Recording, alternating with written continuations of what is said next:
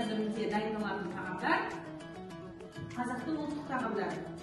Мастер-класс көрсететін Арзыгүл апайымыз және Гүл апайымыз. Оларымызға қошеметпен қарсы алайық. Келіңіздер. Гүл апай, қош келіпсіз. Сіз бүгін бізге қазақтың қандай ұлттық тағамын дайындап келдіңіз? Бүгін қазақтың ұлттық тағамы құрт әнші. Дайындайтын тәсілдерін көрсетемін. Өте жақсы. Арзыгүл апай, сіз бізге қазақтың қай ұлттық тағамын дайындап көрсетесіз?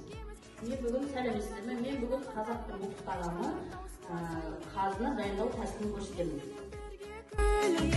Елменен өмір сүрейік, әрбір қазақтың үйіне бақыт пен байлық тілейік, қуаныштарың көп болсын, ортасында біз жүрейік. Әдемі ән салайық келекеміз, бітпесін тойғазына мерекеміз, жетейік ән сап күткен армандарға, ешқашан таусылмасын. Тағамдардың жасалу әдіс-тәсілдерін бөліскендеріңіз үшін көптеген рахмет. Сол үшін сіздерді алғыс хатпен марапаттаймыз. Құтты болсын.